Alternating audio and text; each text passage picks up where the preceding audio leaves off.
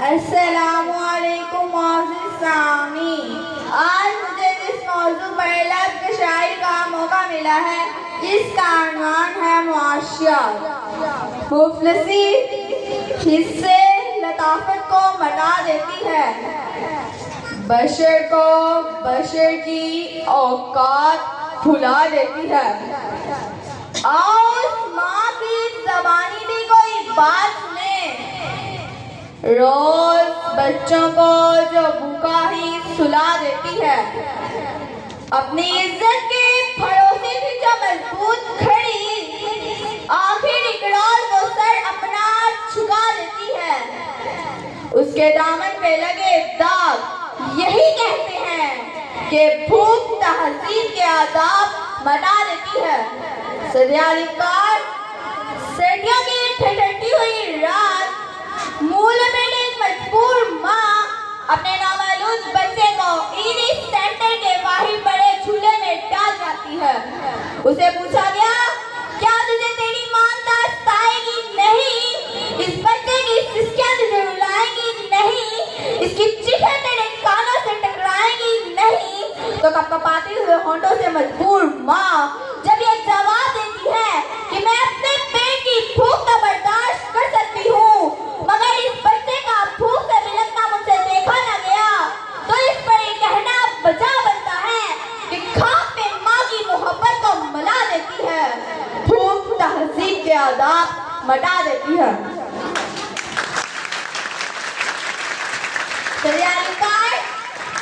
आज इस मौजूद और बावकार ऐवान में कायदे अवान ने जो करारदाद पेश की कि हम मौशी नहीं बल्कि इखलाकी बदहाली का शिकार है, मैं इसकी भरपूर मुखालिफत करती हूँ, क्योंकि जिस इखलाकी बदहाली का रोना वो रोके गए, वो इखलाकियात तो खुद मुआशियत की मोहताज है। करीब है कि मुफलिसी तुम्हें कुफ तक ले जाए, इखलाकियात मुआशियत की मोहताज है। आइए तला इस्तेमाल करते हैं। रोटी के चंद टुकड़ों और काबिल गुजारा दूध की किल्लत से तरपाकर में दम तोड़ने वाले मजबूर बच्चों का असल मसला इखलाकियात नहीं मुआशियत है। इसी शहर लाहौर में गुर्बत से तंग आकर बुशरा नाम की खातून अपने दो मासूम बच्चों के साथ चलती हुई ट्रेन से टकरा जाए तो उसका असल मसला इखलाकियात नहीं मुआशियत है। जर्द चेहरा, आंखें अंदर को धंसी हुई और बुढ़ापे की वजह से पूरे जिस्म में झुर्रियां लिए निश्चल हस्पताल मुल्तान के बाहर फकत 2 किलो आटे के मस्कून बेचने वाले बूढ़े बाप का असल मसला इखलाकियात नहीं मुआशियत है। चेहरा बता रहा था कि मारा है भूख ने, और लोग कह रहे थे कि कुछ खा के मर गया।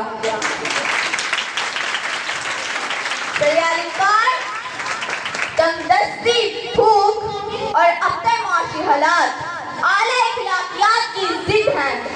पहले आप तो तब होता है कि जब पेट की भूख और गमे रोजगार न हो। 2 जमा 2 4 रोटियों के बजाय 2 जमा 2 4 तो तब होते हैं कि जब पेट की भूख और गमे रोजगार न हो। बेटी का 4 दीवारी में रहना और खानदान की इज्जत में कट मरना, ये सब तो तब होता है कि जब पेट की भूख और गमे रोजगार न हो। चंद रोटियों के बजाय चांद में चरखा काटती गुड़िया तो तब दिखाई देती है कि जब पेट की भूख और गमे रोजगार न हो। फाकों ने तस्वीर बना दी आंखों में कि वो जो भी चीज हो रोटी लगती है, और तो और अबादत और इयादत भी तब होती है कि जब पेट की भूख और गमे रोजगार न हो। कौन आशिक़ खुदा की इज्जत का है, सारा चक्कर मुआशियत का है।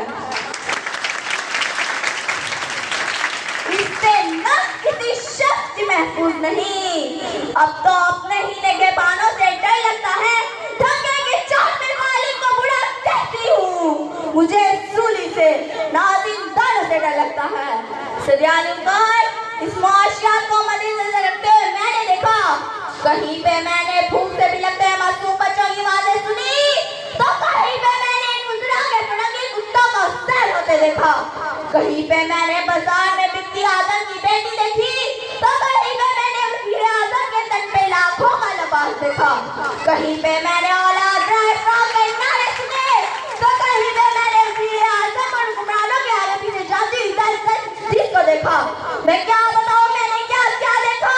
रोज हमले में मरने वाली लाशों को देखा, कहीं औरतों के उजड़ते सहाबों को देखा, कहीं नौजवानों के हाथों में डिग्रियां लिए बेरोजगारी के इवज पार्लियामेंट हाउस के सामने आग में झुलसते देखा, कई बुजुर्गों को पार्लियामेंट हाउस के सामने पेंशन न मिलने की खातिर हलाक होते देखा।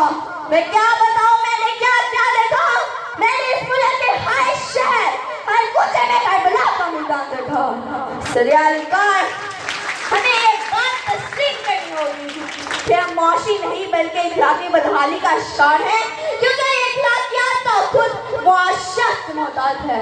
सरियालिकार मेरे इन तमाम दलाइल के बावजूद अब भी जो ये यकीन रखता है और वाजिब है कि हम मौशी नहीं बल्कि इखलाकी बदहाली का शिकार है, तो उससे एक ही सवाल में मैं इजाजत चाहूंगी कि वो जिसका एक ही बच्चा हो, भूखा 8 पहरों से, बताओ अहले दानिश तुम वो कल तुमने के तकदीरें। शुक्रिया।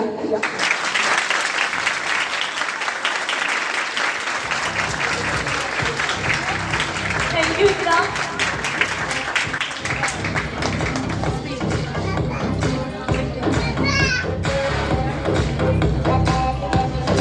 आपकी तालियों की गूंज में पता चलना चाहिए आपकी कैसी रही है। बच्ची ने इतने जोर से सुनाई है कि इसके भरपूर तालियां होनी चाहिए।